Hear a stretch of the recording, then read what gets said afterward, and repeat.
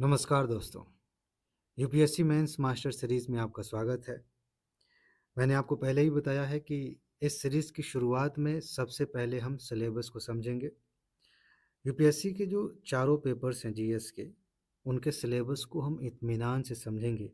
ये जानेंगे कि हमसे यूपीएससी क्या कह रही है कि ये पढ़ के आना, यहीं से हम सवाल पूछेंगे। ये जानना बहुत ज़रूरी है। बहुत सारे दोस्त हैं जो खूब पढ़ रहे हैं, किताबें बहुत सारी उनके पास हैं, एक-एक विषय की कई-कई किताबें हैं। इसके बावजूद वो नहीं जान पाते कि उन्हें क्या पढ़ना चाहिए। क्यों? क्योंकि उनको सिलेबस की सही समझ नहीं है। मेंस के लिए विषय नहीं पढ़ने हैं, ये बात एकदम दिमाग में बिठा लीजिए। मेंस के लिए इतिहास, भूगोल, समाज ये सब विषय नहीं पढ़ने हैं। इन विषयों में कुछ टॉपिक्स हैं, उन्हें पढ़ना है। बहुत बड़ा अंतर है ये। आपको विषय नहीं पढ़ना है, उन विषयों के कुछ टॉपिक्स को पढ़ना है। अदरवाइज़ विषय तो बहुत लंबा-चौड़ा है, बहुत सारी चीज़ें हैं, बहुत सारे टॉपिक्स हैं, पढ़ते रहिए। वो नहीं पढ़ना है, टॉपिक्स पढ़ना है। और यही सारी चीज़ें हम समझेंगे कि वो टॉपिक्स कौन-कौन से हैं, जिन्हें यूपीएससी ने हमें दिया है कि ये पढ़ के आना। ठीक है जी? आज हम बात करेंगे जीएस पेपर 1 की। आपके सामने ये पेज है। ये वीडियो देखने के बाद इसकी पीडीएफ नोट आपको मिल जाएगी। मैंने आपको बताया है कि ऐप में कहाँ पे पीडीएफ नोट मिलेगी। ठीक है जी? तो चलिए समझने की कोशिश करते हैं कि इस जीएस पेपर 1 में, प्रश्न पत्र 1 में कौन-कौन से टॉपिक्स हमें दिए गए हैं। ठीक है जी? इसके बाद से जो भी चीज़ें आएँगी एक के बाद एक हम समझते जाएँगे और मेंस पर पकड़ मजबूत करते जाएँगे, तैयारी बहुत शानदार हो जाएगी। ठीक है जी? इस पेपर का अगर नाम पूछा जाए तो नॉर्मली हमें नहीं पता होता है। इसका असली नाम ये है, भारतीय विरासत और संस्कृति, विश्व का इतिहास एवं भूगोल और समाज। ये जीएस पेपर 1 का नाम है।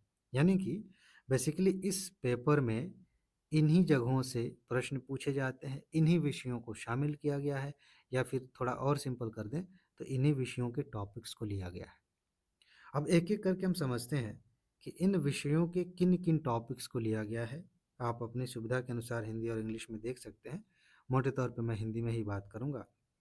यहाँ पे क्या लिखा गया है? जो पहला टॉपिक है जीएस पेपर 1 के तहत, वो है, आप कह सकते हैं, आर्ट एंड कल्चर से। कौन-सा टॉपिक है?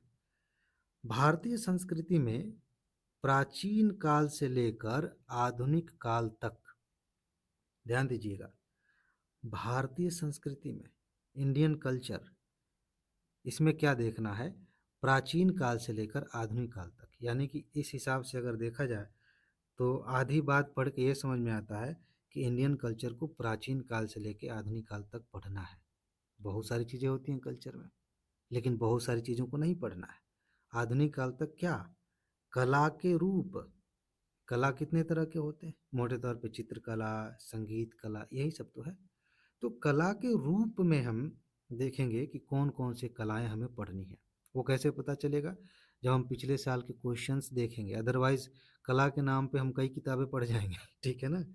तो प्राचीन काल से आधुनिक काल तक कला के जो विभिन्न रूप हैं, उन्हें हमें समझना है, ठीक है? कितना पढ़ना है, कैसे पढ़ना है, ये पता चलेगा प्रीवियस ईयर के क्वेश्चंस को देख के, जो कि हम करेंगे आगे चल के। साथ ही साथ साहित्य जो लिखे गए हैं, आपने देखा होगा बहुत सारे प्रश्न पूछे गए हैं। चलिए अब मैं यहाँ पे बर्डन नहीं डालता हूँ, मैं खुद ही दिखा दूँगा, ठीक है? यहाँ मोटे तौर पे समझा देता हूँ। तो प्राचीन काल से आधुनिक काल तक जो महत्वपूर्ण साहित्य लिखे गए हैं, उन पर क्वेश्चंस पूछे जाएँगे। वास्तुकला जो है, उन पर क्वेश्चंस पूछे जाएँगे। अब पूरी लाइन को मैं एक बार फिर से पढ़ देता हूँ। भारतीय संस्कृति में प्राचीन काल से आधुनिक काल तक के कला के रूप, साहित्य और वास्तुकला के मुख्य पहलू शामिल होंगे। सब कुछ नहीं पढ़ना है। मेन मेन चीज़ें, मुख्य विशेषताएं, इन्हीं को पढ़ना है, इन्हीं को समझना है। बात समझ में आ गई? अब ये अपने आप में बहुत बड़ी चीज़ फिर भी हो जाती है। इसको और संक्षिप्त करने के लिए हमें समझना पड़ता है कि इस टॉपिक से अब तक कितने प्रश्न पूछे गए हैं और किस डायरेक्शन में पूछे गए हैं, किस रूप में पूछे गए हैं। तब जाके चीज़ें और क्लियर हो जाती हैं कि हमें पढ़ना क्या है, कितना पढ़ना है। ये पहला टॉपिक हो गया। इसके बाद से दूसरा जो टॉपिक है, वो इतिहास का है। और उसमें क्या पूछा गया है, ये देखिए क्या दिया गया है, क्या पढ़ना है हमें। 18वीं सदी के मध्य से लेकर, लगभग मध्य से लेकर, मान मान लीजिए 1750 के आसपास से लेकर, ठीक है, वहाँ से लेकर वर्तमान समय तक का आधुनिक भारतीय इतिहास। हमें मॉडर्न हिस्ट्री पढ़नी है 18वीं शताब्दी के बीच से लेकर के वर्तमान समय तक। उसमें क्या पढ़ना है, यहाँ से डैश दिया गया, यानी कि इस इतिहास में जो महत्वपूर्ण घटनाएं हुई हैं उन्हें पढ़ना है, महत्वपूर्ण व्यक्तित्व तो रहे हैं उन्हें पढ़ना है, और बहुत सारे विषय उत्पन्न हुए, बहुत सारे इश्यूज आए, उन्हें समझना है कि ये कौन कौन से इश्यूज थे, कौन कौन सी बातें थी, ये जानना है। ये मॉडर्न हिस्ट्री का हमारा टॉपिक हो गया। 18वीं सदी के लगभग मध्य से लेकर वर्तमान समय तक की जो महत्वपूर्ण घटनाएं हैं, जैसे आप देखेंगे 1857 की क्रांति से क्वेश्चंस पूछ लिए जाते हैं, ठीक है, जो क्रांतिकारी आंदोलन हुए वहाँ से पूछ लिए गए, सविनय अवज्ञा वगैरह से क्वेश्चंस आ जाते हैं। ये सब महत्वपूर्ण घटनाएं हैं, हम समझेंगे विस्तार से, तो ये पढ़ना है बस। अब इतिहास मॉडर्न हिस्ट्री आपने लिया है, दुनिया भर की चीज़ें पढ़ रहे हैं, नहीं समझ में आएगा, लेकिन जब आपने ये जान लिया और इसके आधार पर क्वेश्चंस देख लिए, उनकी डायरेक्शंस को समझ लिया, आपके लिए चीज़ें आसान हो गई, ठीक है। इसके बाद से तीसरा टॉपिक क्या दिया गया है, स्वतंत्रता संग्राम। आधुनिक इतिहास में भी स्वतंत्रता संग्राम को थोड़ा अलग किया गया है, स्पेशल बनाया गया है, उस पर फोकस किया गया है, ठीक है। तो इंडियन फ्रीडम स्ट्रगल में आपको क्या पढ़ना है ये भी देख लीजिए। इसके विभिन्न चरण, हमेशा एक जैसे रूप में जो है स्वतंत्रता संग्राम आगे नहीं बढ़ा, धीरे धीरे लोग जागरूक हुए, आंदोलन की प्रकृति बदली, उसका नेचर बदला और उसके परिणाम भी बदले। तो जो स्वतंत्रता आंदोलन रहा है उसके विभिन्न चरण क्या क्या रहे हैं, इसे हमें समझना पड़ेगा, और देश के विभिन्न भागों से इसमें अपना योगदान देने वाले महत्वपूर्ण व्यक्ति, ये भी हमें समझना पड़ेगा। महात्मा गांधी पे क्वेश्चन आ जाते हैं, भीमराव अम्बेडकर पे क्वेश्चंस पूछ लिए जाते हैं, सुभाष चंद्र बोस पे क्वेश्चन पूछ लिए जाते हैं, बहुत सारे क्रांतिकारी हुए उन पर प्रश्न पूछ लिए जाते हैं इसी के तहत, ठीक है। तो विभिन्न चरण कौन कौन से रहे हैं, जैसे कि आप मोटे तौर पे ये पढ़ते हैं इतिहास में, कई अगर कांग्रेस की ही बात कर लें तो उदारवादी एक चरण रहा, फिर उसके बाद से थोड़ा उग्रवादी चरण आया, ठीक है ना। तो अलग अलग चरण हमें समझने हैं, साथ ही साथ देखना है कि इसमें प्रमुख योगदान देने वाले व्यक्ति कौन कौन रहे और उनका योगदान क्या रहा है, उन्होंने क्या किया है देश को आज़ादी दिलाने के क्रम में, ठीक है, ये समझना है, इसे पढ़ना है। इसके अलावा इतिहास का एक और टॉपिक है और लास्ट टॉपिक है इंडियन हिस्ट्री का, स्वतंत्रता के बाद आज़ादी हमें मिल गई, उसके बाद देश के अंदर एकीकरण और पुनर्गठन, इसे हमें समझना पड़ेगा। यानी कि आपको पता है, थोड़ा सा तो आइडिया है ही कि जब हम आज़ाद हुए, हमारा देश आज़ाद हुआ, तो कैसे बहुत सारी विरासतों को एक साथ लाया गया, राज्य बनाए गए और पुनर्गठन की प्रक्रिया कैसे आगे बढ़ी। हाल फिलहाल में भी आप देख सकते हैं नए नए राज्य बनते रहते हैं, लेटेस्ट एग्जाम्पल तेलंगाना का है, जम्मू कश्मीर का भी है, कह सकते हैं पुनर्गठन ही तो हो रहा है, कभी इस फुल स्टेट से यूटी बना दिया जाए किसी को, तो ये पुनर्गठन वगैरह चलता रहता है, इस पर भी क्वेश्चन पूछ लिया जाता है, ठीक है। ये एक टॉपिक दिया गया, ये हमें पढ़ना है, समझना है, इसी डायरेक्शन में हमें आगे बढ़ना है। इसके अलावा वर्ल्ड हिस्ट्री का एक टॉपिक दिया गया है, एक टॉपिक नहीं है, बेसिकली एक लाइन में बहुत सारे टॉपिक्स दे दिए गए हैं, लेकिन यहाँ से ज़्यादा प्रश्न आते नहीं हैं, एक क्वेश्चन कभी आ जाएगा, कभी नहीं क्वेश्चन आते हैं। इसका मतलब ये नहीं कि हमें इग्नोर कर देना है, हमें समझना है कि विश्व के इतिहास में हमें क्या पढ़ना है। अदरवाइज़ वर्ल्ड हिस्ट्री की अनेक किताबें हैं, बहुत सारी किताबें हैं, बहुत सारे टॉपिक्स हैं, लेकिन हमें क्या करना है, 18वीं शताब्दी तथा बाद की घटनाएं, विश्व के इतिहास में 18वीं शताब्दी में क्या हुआ, उसके बाद क्या क्या घटनाएं घटी, और उसमें भी यूपीएससी ने बाकायदा आपको एग्जाम्पल्स दे रखे हैं। यथा फॉर एग्जाम्पल देख लीजिए, औद्योगिक क्रांति आप समझ लीजिए, औद्योगिक क्रांति क्या है, इस पर क्वेश्चन यूपीएससी ने पूछ लिया था, इंग्लैंड में ही क्यों शुरू हुई, ठीक है, क्यों हुई, इसका क्या प्रभाव पड़ा, ये सारी चीज़ें हमें पढ़नी है। जो विश्व युद्ध हुए प्रथम और द्वितीय, इन्हें समझना पड़ेगा, बैकग्राउंड इसका क्या रहा, उसका प्रभाव क्या हुआ, कौन कौन सी घटनाएं घटी इस दौरान, मोटे तौर पर एक कहानी के तौर पर आपको पता होना चाहिए।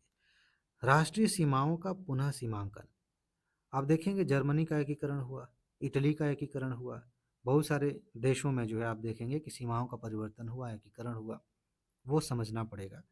और उपनिवेशवाद को समझना पड़ेगा, उपनिवेशवाद की समाप्ति को समझना होगा। ये जो उपनिवेशवाद है, ख़ास तौर से आप देखेंगे अफ्रीका को लेकर क्वेश्चंस बनते हैं, एशिया को लेकर क्वेश्चन बनते हैं, क्योंकि यूरोप की कंट्रीज़ उन्होंने जो है ज़्यादातर ख़ास तौर से इंग्लैंड की बात करें, फ्रांस की बात करें, इन्होंने दुनिया पे काफ़ी उपनिवेश बनाए थे। तो आपको पहले ये समझना पड़ेगा मोटे तौर पे कि उपनिवेशवाद होता क्या है?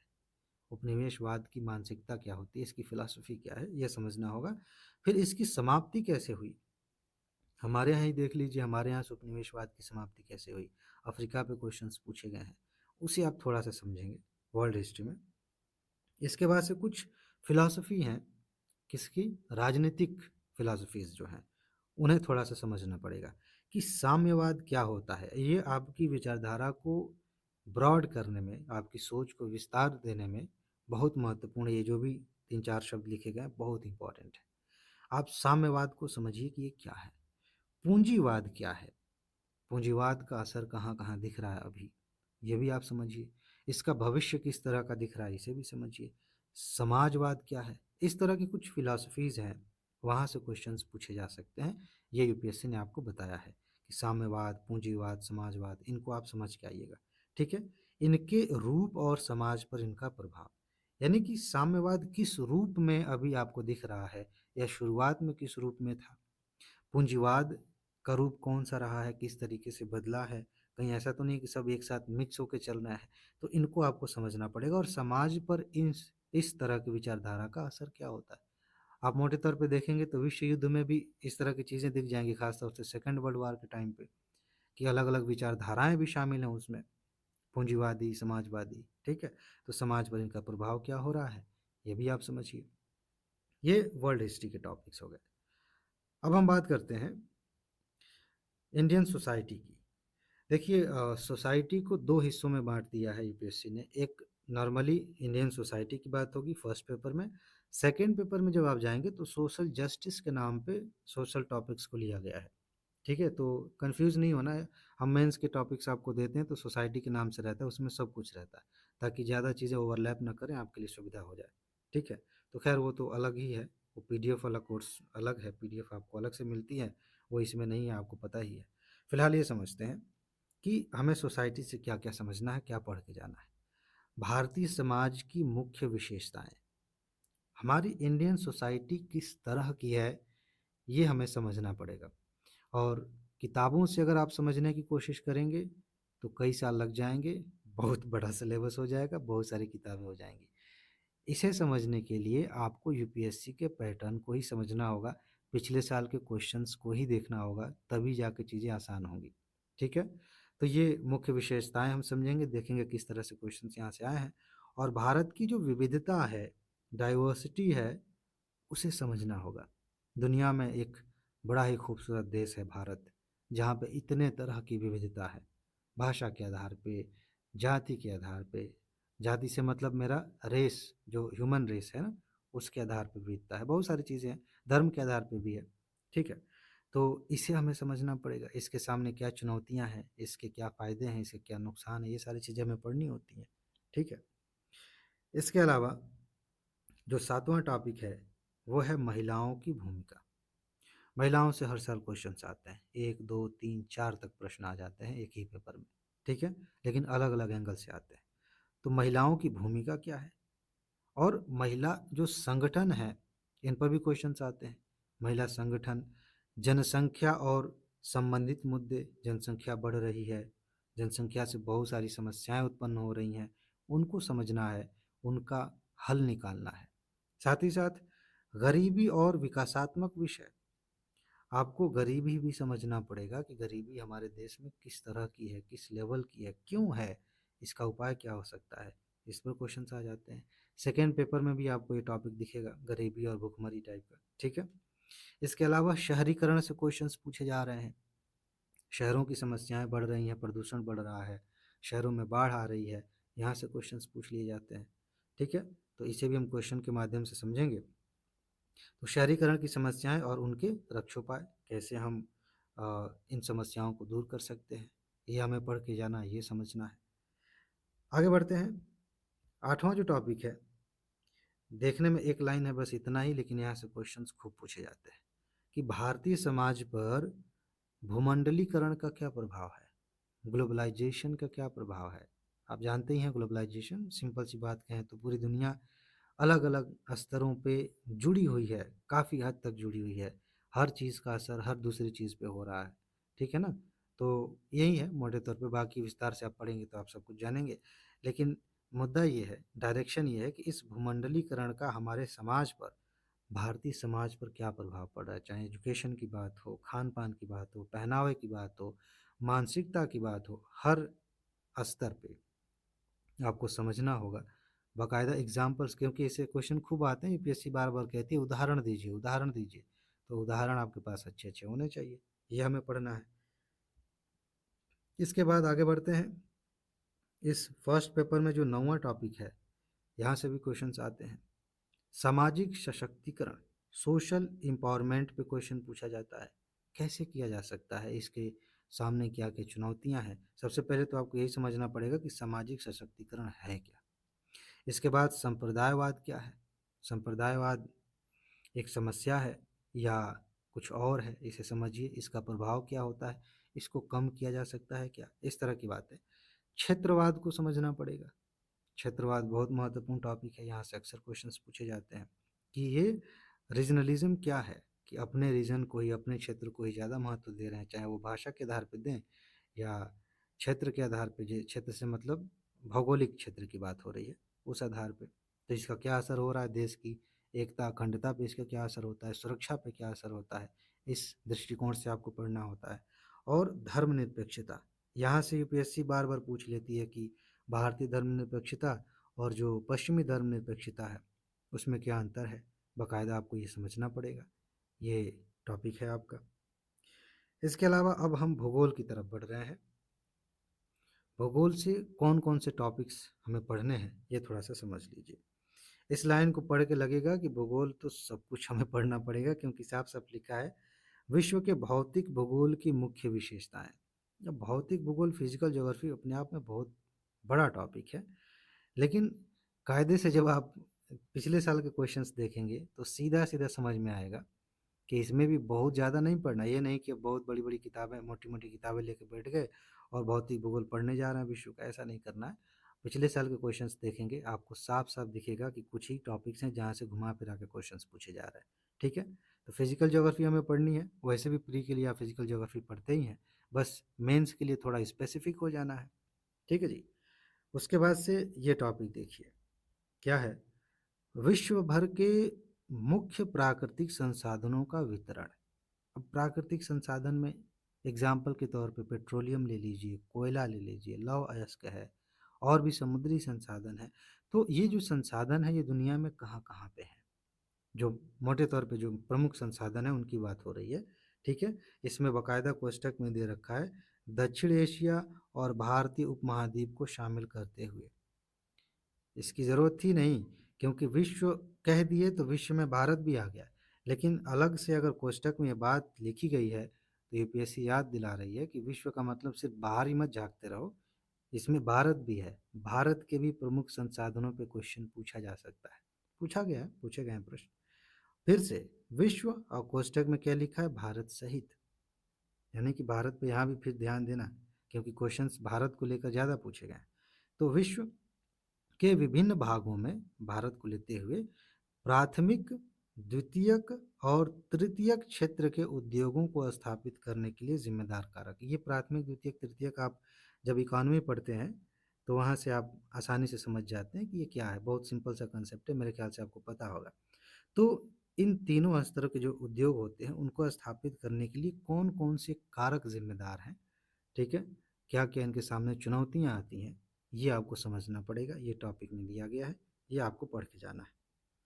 इसके अलावा जो आगे है, आखिरी टॉपिक है इस पेपर का, भूकंप से क्वेश्चंस पूछे जाते हैं।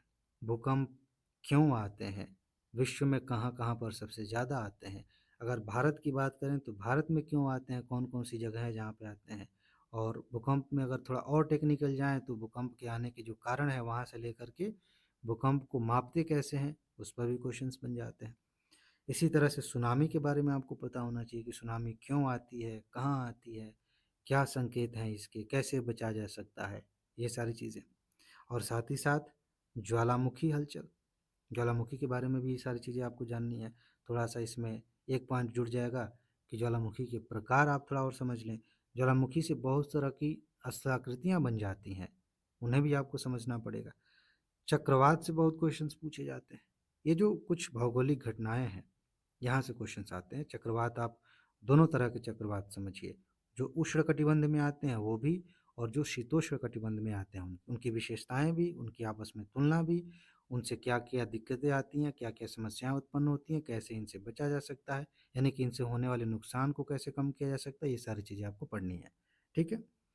इसके अलावा ये तो हो गई महत्वपूर्ण घटनाएँ, और भूभौतिकीय घटनाएँ, यही सारी चीज़ें हैं कि इसके साथ-साथ और भी चीज़ें हो रही हैं। भौगोलिक विशेषताएँ, जैसे परमाफ्रॉस्ट पे क्वेश्चन पूछ लिया गया था। भौगोलिक विशेषताओं की के तहत कई सारे टॉपिक्स आप ख़ास तौर से जो करंट में आते हैं, जो स्थलाकृतियाँ, जो विशेषताएँ चर्चा में आती हैं, उन पर आपको फ़ोकस करना चाहिए। ठीक है? और उनके स्थान, साथ ही साथ इसी के तहत अति महत्वपूर्ण भौगोलिक विशेषताओं, जैसे कोष्ठक में दे रखा है, जल स्रोत और हिमावरण सहित और वनस्पति एवं प्राणी जात में परिवर्तन और इस प्रकार के परिवर्तनों के प्रभाव। कहने का मतलब ये है कि जो भौगोलिक विशेषताएं आप देख रहे हैं, जिसमें शामिल है जल स्रोत भी, जैसे अभी मैंने परमाफ्रॉस्ट की बात की, जो बर्फ़ जमा हुआ है उसकी बात हो रही है, ठीक है? इनके साथ-साथ और भी विशेषताएं हैं, ठीक है? मैदान है, पर्वत है, पठार है, उन सबको ध्यान में रखते हुए, और साथ ही साथ जो वनस्पति क्षेत्र है, जो प्राणी जगत है, इनमें परिवर्तन आ रहा है, इन सब में बदलाव आ रहा है, और इन बदलावों का प्रभाव क्या हो रहा है, ये आपको समझना पड़ेगा। ये आपको पढ़ के जाना है, ठीक है? ये मेंस के सिलेबस में दिया गया है, और इसका इंग्लिश यहाँ पे है। तो ये सारी चीज़ें हो गईं, इतना आपको फर्स्ट पेपर में पढ़ना होता है, ज़्यादा नहीं है। अगर आप अलग-अलग देखें तो आपको कितने विषय पढ़ने हैं, आर्ट एंड कल्चर की अलग से किताब ले लीजिए, हिस्ट्री की अलग से किताब ले लीजिए, ऐसे ही आप देखें सोसाइटी की किताब आपने खरीद ली, भूगोल की किताब खरीद ली, वर्ल्ड हिस्ट्री की, तो किताबों के चक्कर में पढ़ेंगे तो एक ही विषय में, एक ही पेपर के लिए आपको 5-6 किताबें खरीदनी पड़ सकती हैं, उससे ज़्यादा किताबें खरीदनी पड़ सकती हैं। और आप पढ़ने बैठेंगे, कई महीने लग सकते हैं पूरा समझने में, लेकिन जब आप टॉपिक्स को ध्यान में रखते हुए पढ़ाई करेंगे, आपके लिए चीज़ें बहुत ज़्यादा आसान हो जाएँगी, ठीक है? मेंस की तैयारी में सबसे बड़ी बात यही ध्यान में रखनी है कि आपको विषय नहीं तैयार करना है, आपको टॉपिक्स तैयार करने हैं, ठीक है जी?